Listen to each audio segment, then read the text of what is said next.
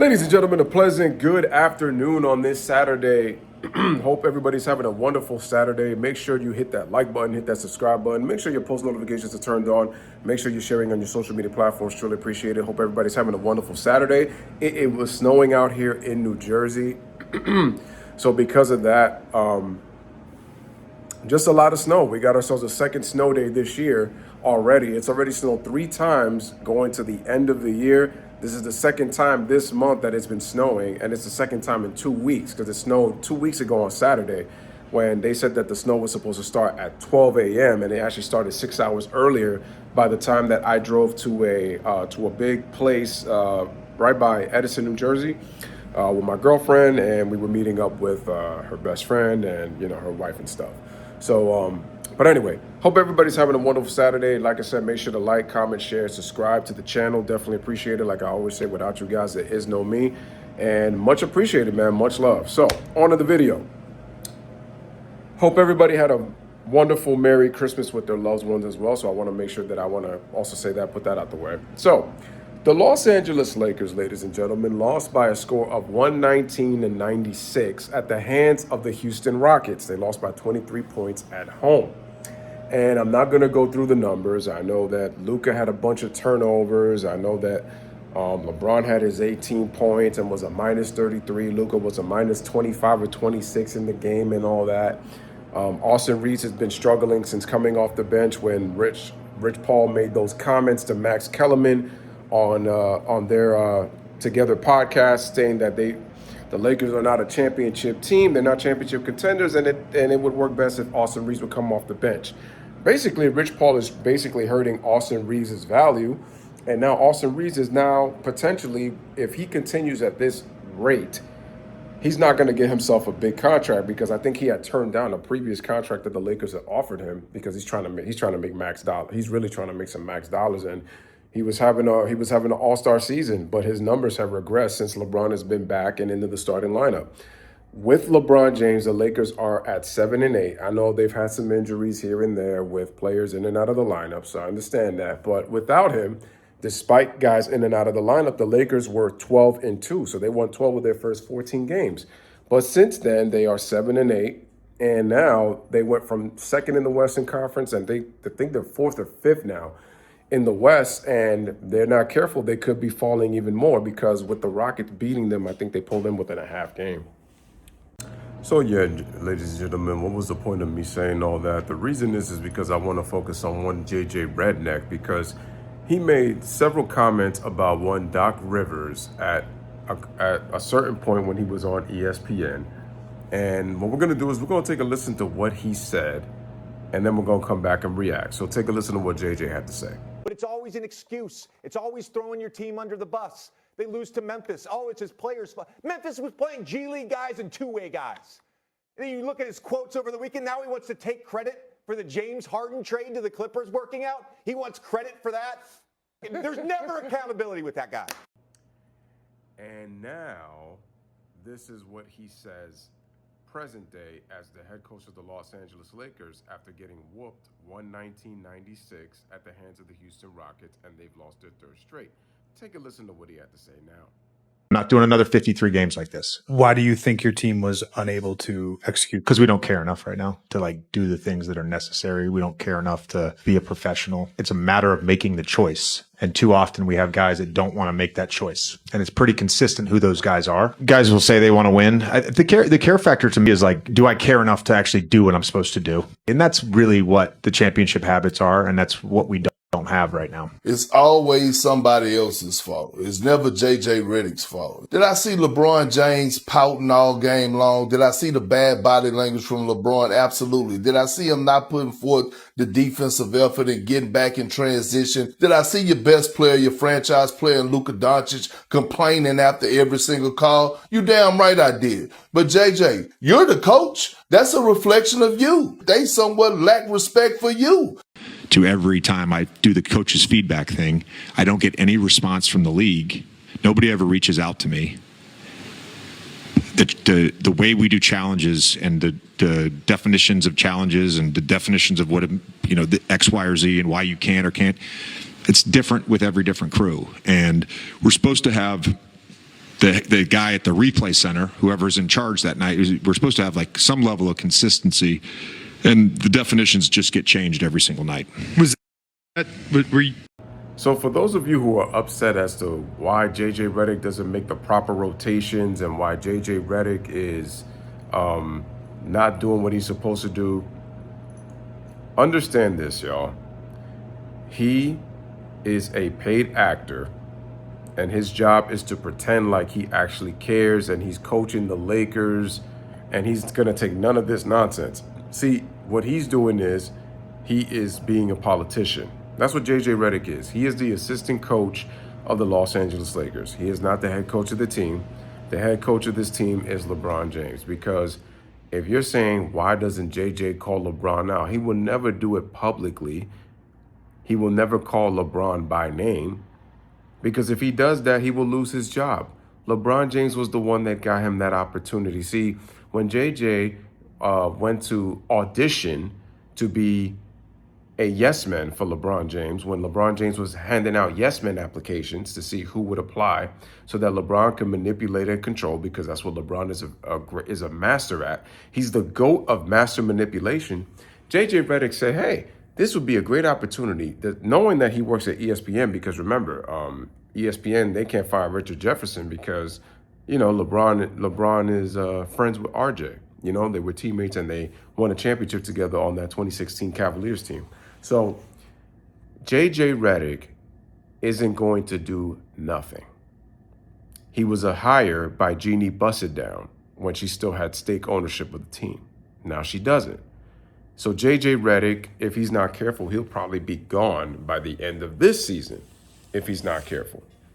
So for those of you who want JJ to have the balls to call out LeBron and call out the team, JJ Redick is doing absolutely none of that, because his role is to kiss LeBron's behind.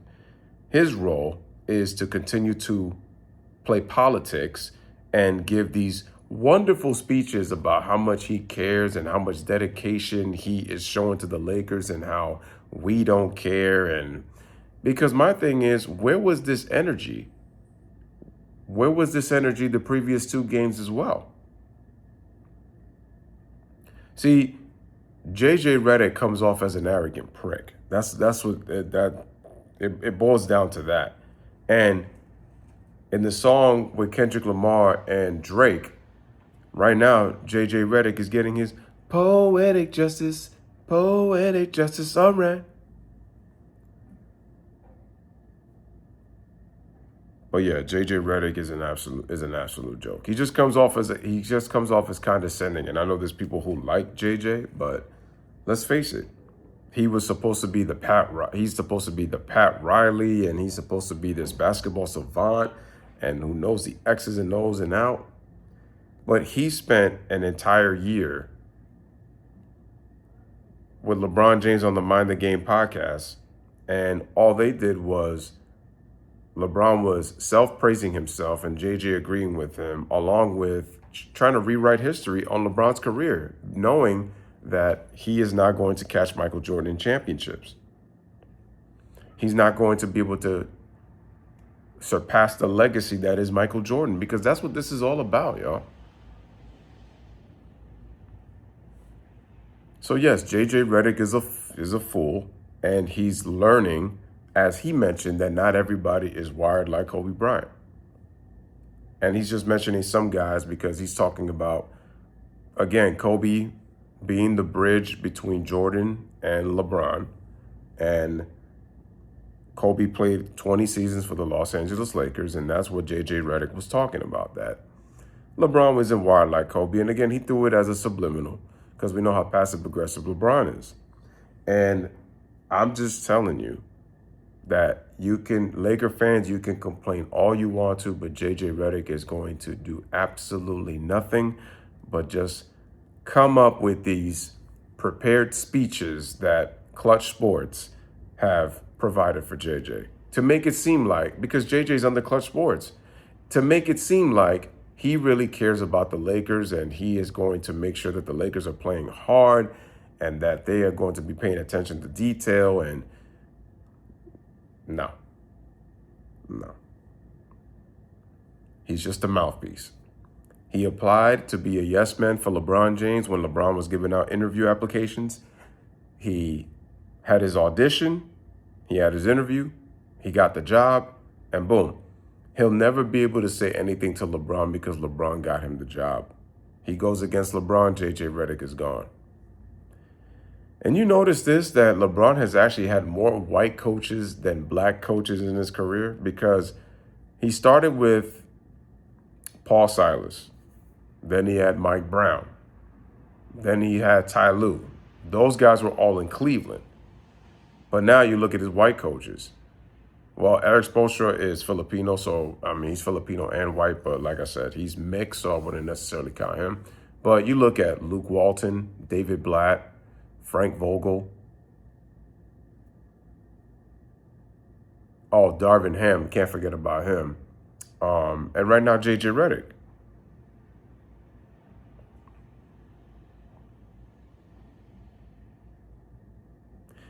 Do you notice that LeBron likes to handpick?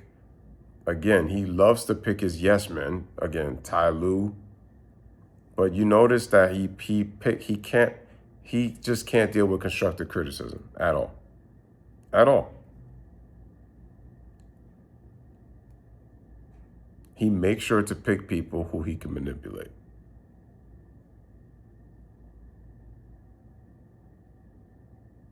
And if he loses respect for you, he will tune you out and you will get fired. That's how LeBron operates. Look at Darvin Ham. Couldn't take constructive criticism. Darvin Ham has done way more than JJ Redneck has done in his career as a coach. And I know he has a couple of years in as a coach, but LeBron likes to hire people to deal with his drama so that LeBron can continue to make excuses. LeBron is just using the Lakers right now. See, this is the bottom line, y'all. LeBron is upset that he did not get an extension. He posted of practicing in the Clippers facility, or thinking that he was, or just saying that he possibly might go back home to Cleveland. He was talking about that he was hoping he would have a relationship with Michael Jordan because he doesn't have one with him. He was planning to tell stories like Kobe Bryant. He was planning to own a team. But remember what was the final straw? Because he didn't get an extension from the Lakers, because he didn't know about the trade with AD and Luka, because you could tell LeBron low-key hates Luka. And now you have Austin Reeves coming off the bench because his mouthpiece, Rich Paul, wants to make sure that Austin Reeves doesn't make max money. That's number one. But number two, to make sure that LeBron goes back as being the number 2 option, because LeBron can't handle being third. He's the third option behind 2 white boys. But LeBron fanboys will call it racism. Oh, why is he the third option behind 2 white guys? Why aren't y'all calling out Luka? Why aren't y'all calling out Austin? The Lakers have no leadership, from their head coach to the players on the floor. Austin Reeves doesn't play defense. Luka Doncic doesn't play defense. LeBron James stopped playing defense. So you have 3 guys in your starting lineup who don't defend very well. That's a liability. You're not winning basketball games like that. And the Lakers have had the free throw advantage. And the Lakers have had the easiest schedule in the NBA. And for a team that started at 12-2, they are now in 4th or 5th place now?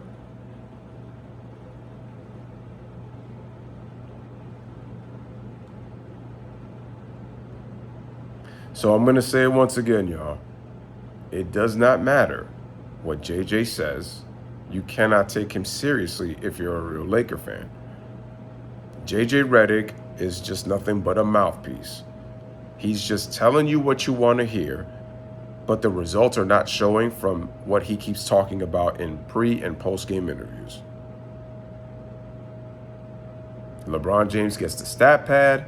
LeBron James gets the front run, and it's not his fault, and you have to understand he's 40 years old. For the 6th consecutive season, we are talking about LeBron James from being near 40 to being 40 years old. We're constantly reminded of his age, constantly, and how many years he played in the NBA. It's been nothing but a clown show from what the Lakers represent and what they stand for. It really has been. The fact that he gets all this credit, not understanding that Anthony Davis, JaVale McGee, and Dwight Howard were the ones that helped change that 2020 Lakers team with Alex Caruso and KCP and Danny Green in them.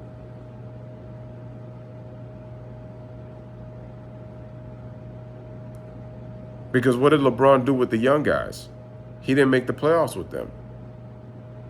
And the fanboys were complaining about the injuries that they had, and when LeBron was there, that they had a winning record. 28-27, that ain't impressive. One game above 500 from the GOAT. And then they'll find a way to mention Kobe Bryant when it's got nothing to do with Kobe. That's how obsessed they are about their king. That's how cult-like they think. Because they can't cope with the fact that they got hit with the facts. So they have to find they scramble for anything to try to counter-argument when there's no counter-argument. This is how lame love fanboys are in their thinking. But yet they want to call you slow because their feelings got hurt and they want to cry. Mwah, mwah. Go cry in the car, fanboys. Go sit down somewhere. Go to those LeBron Pro channels that all they want to do is just praise LeBron and don't call him out and don't hold him accountable. See, because that's the biggest thing, accountability. So JJ is getting his humble pie poetic justice.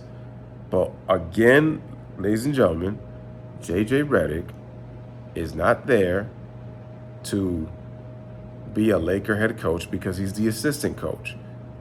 He is doing what Clutch Sports is telling him to do. That's why he seems clueless all the time.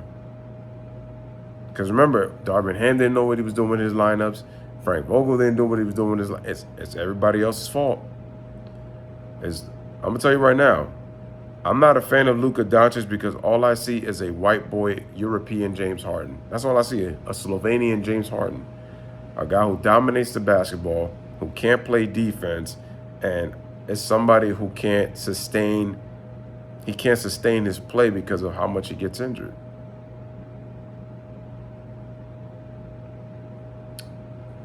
Austin Reeves having an all-star season, but I've never seen a role player get so many free throw attempts from a guy who hasn't even been an all-star.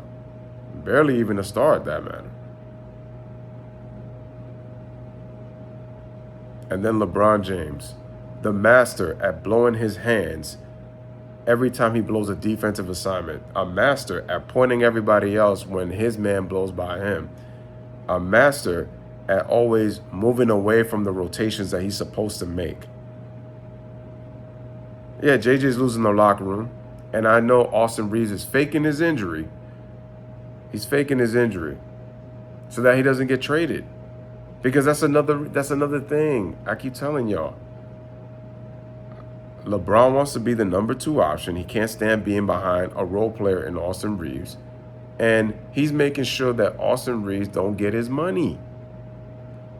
And they low-key want Austin Reeves traded. And Austin Reeves has done all this capping for LeBron, and now he's paying the price. JJ Redneck, this is your fault. Getting that poetic justice. All right. So anyway, ladies and gentlemen, there's your boy with another one, Louis with another one. Let me know what you guys think in the comments section. As always, bless up, live, laugh, love. Thank you guys for watching.